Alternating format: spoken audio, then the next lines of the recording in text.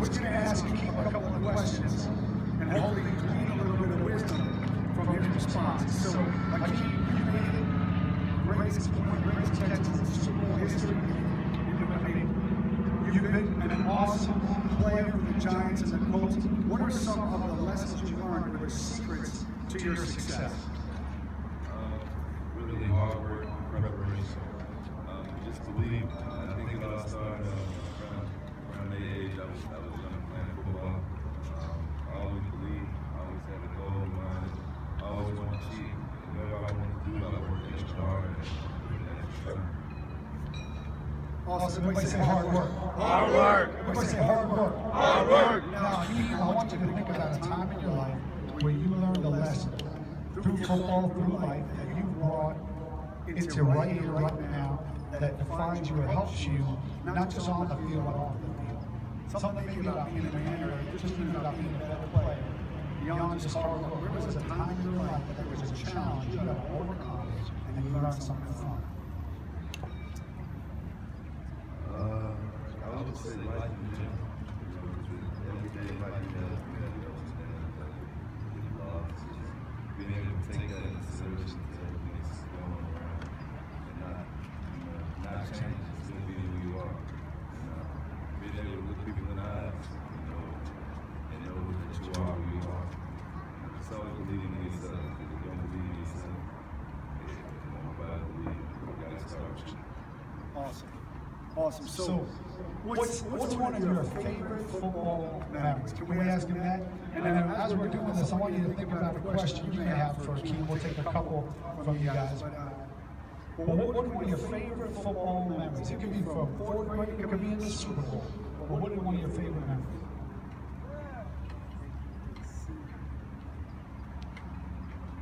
Super Bowl game.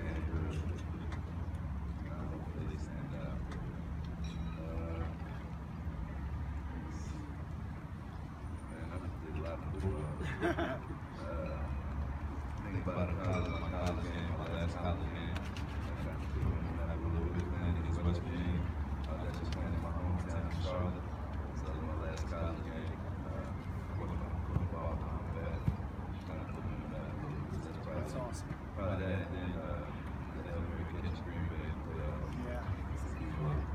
That's awesome. He really said, like, how awesome is football? You don't have to play in the NFL to have a moment or a memory that you take with you forever. That happened for him in college. So is there anybody out there that has a question for Hakeem, myself, for Charles, for any of us while we're here?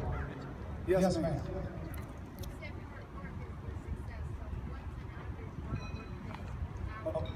Okay, great. Your question you didn't hear was that for Hakeem, in the NFL, hard work is the key to success. But what does an average day look like of hard work for a guy in the NFL? Get up at 6 in the morning, get to work early, get a nice workout in, study, watch film, learn my home, get to practice field, make sure I'm full speed the whole time I'm on the field, get back off the field, eat some lunch. I eat breakfast too, start the day after breakfast. Then eat lunch, after practice, get back in the film room, watch my opponent again, study the game plan, and take care of my body afterwards. Probably walk down and sit around 5 p.m. Then get home, chill with the family, watch more film like 9, 5, 10 o'clock. Awesome. Awesome. Any other questions? One more question, and we'll hand it over to Charles. Wait for a second. Yeah. What other talents do you have outside of playing football? What are the talents you have outside of playing football? That's a great question. It goes to also, what do you think about doing in the future? Can I answer that? Charles can answer. So I'm going to answer it for Hakeem, and I'm sorry for taking over, but this is near and dear to my heart, and this is what I have a passion for. Because it's more than just about football. It's about academics, and that was instilled in me a long time ago. You see, I spent close to 22 years in the National Football League. And that's I'm a very fortunate individual. Because for most guys that play in the National Football League, they only play 3 years. They only play 3 years. And you know how many players from the millions and millions and millions of players that play high school football, Little League football, actually make it into the NFL? 1,800.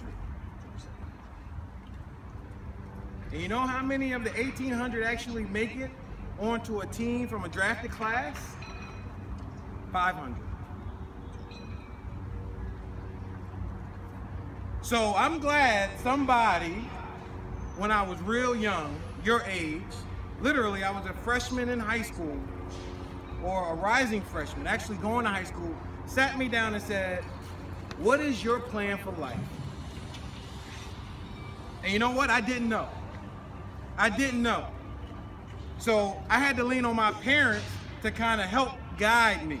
I had to lean on my teachers, and I got introduced to an engineering program in summer school and went to summer school every year when I was in high school to learn about engineering. And it opened my eyes to the opportunities there are for me in engineering. Not football, but engineering. Where all of my other friends were hanging out, playing games, doing what they want to do, and I'm complaining while I'm going to school. I'm complaining about how come I'm in the classroom and my friends are hanging out and having fun. But you know what? I stand before you today saying it was well worth it. You know why?